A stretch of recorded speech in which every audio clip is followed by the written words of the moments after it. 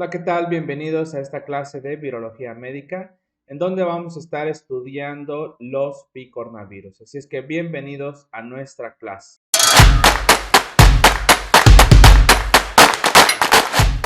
Muy bien, los picornavirus prácticamente son uno de los virus que vamos a empezar a ver que contienen en su genoma ARN con cadena positiva. Y más adelante estaremos explicando, aunque en las clases anteriores ya habíamos mencionado esto, de qué significa cuando un virus contiene material genético de ARN y que sea de sentido positivo. De hecho, muchos de los virus patógenos humanos pertenecen a la familia de Picornaviridae. Y es que esta familia comprende gran cantidad de virus, entre los más importantes, y podríamos decir que existen al menos 68 enterovirus, entre los cuales está incluido el poliovirus. También estaríamos hablando de 16 parechovirus que pueden infectar el tracto entérico humano. Está el virus de la hepatitis A, que es uno de los importantes patógenos humanos, y más de 100 rinovirus que causan los resfriados comunes. Así es que vamos a empezar a observar y a estudiar la clasificación de estos virus. Por ejemplo, podemos decir que realmente esta familia está asociada a enfermedades de varios órganos, incluidos los tractos gastrointestinales, las vías respiratorias, también el tejido neuronal y hasta los músculos. Y es que dependiendo de su tropismo tisular de cada virus, pues es el tejido o el órgano que estarán infectando. Y por esto mismo también se pueden llegar a clasificar o a dividir en 5 géneros, como lo podemos observar en la siguiente tabla. Nosotros podemos observar aquí este tipo de género que es aptovirus, los cuales llegan a infectar las células epiteliales. Tenemos el género cardiovirus, que creo que es fácil de identificar en dónde están infectando. Sin embargo, pues también pueden llegar a infectar el sistema nervioso central y provocar la enfermedad de encefalomiocarditis.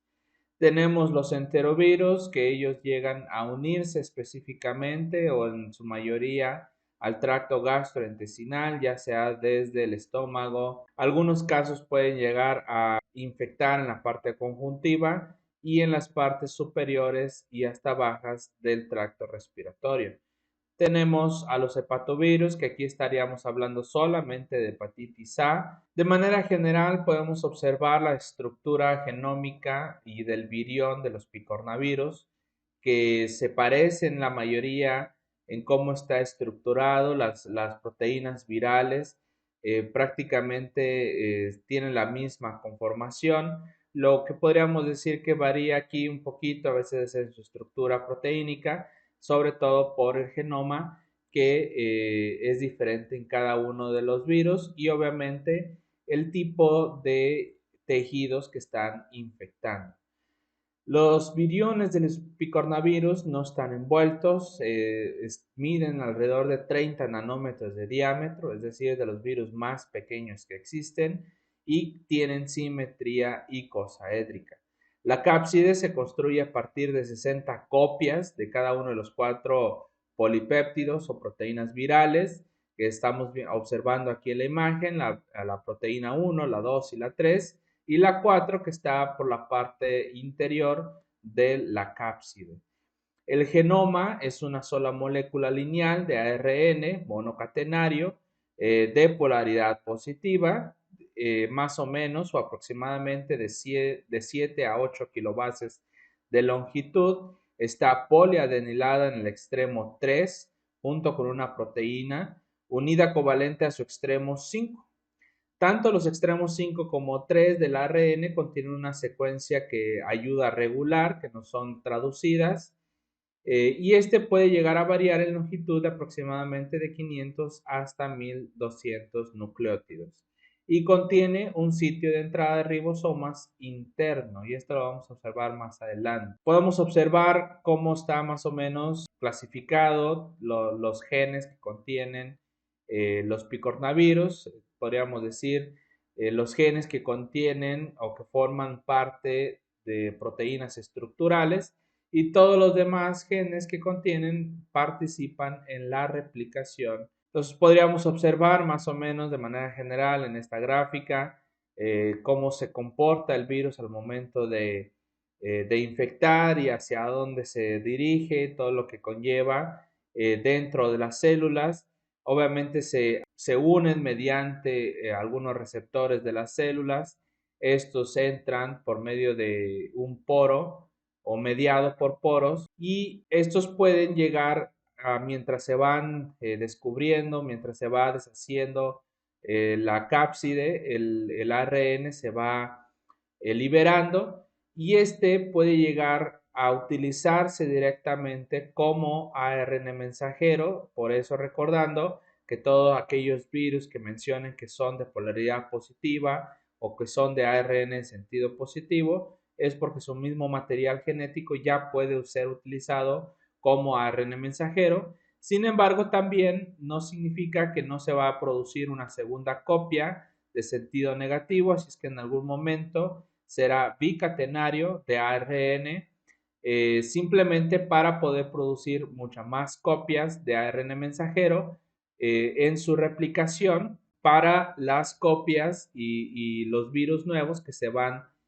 formando. Así es que una de las cosas importantes que podemos observar es que estos virus o el material genético de estos virus no llega al núcleo. Esto se lleva a cabo en el citoplasma porque se puede simplemente llegar a los ribosomas y ahí empezar todo la síntesis de las proteínas, la síntesis del ARN para formar los nuevos virus.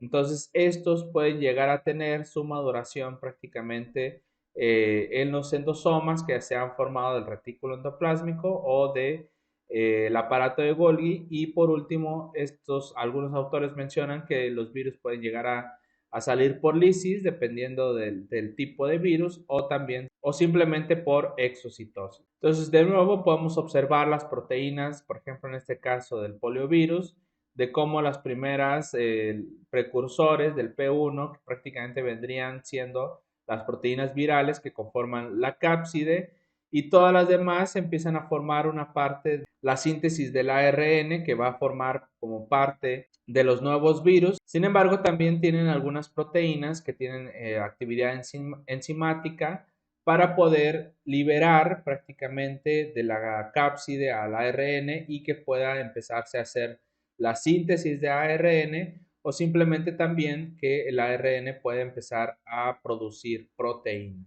Podemos ver los receptores de los cuales los diferentes tipos de virus dentro de la familia de picornavirus necesitan para poder infectar a los diferentes tejidos u órganos de los cuales van a provocar enfermedades en esas regiones.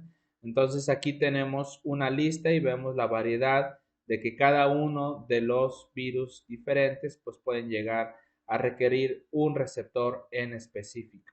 Y algunos de ellos pues forman parte de las familias de las inmunoglobulinas donde se detecta y pueden ir hacia el interior de la célula. Entonces podríamos hablar de manera muy general y muy rápida acerca de las enfermedades que provocan los diferentes tipos de virus. Podríamos mencionar el poliovirus, una de las enfermedades conocidas de hace muchos años, personajes importantes en la historia que fueron infectados por este tipo de virus.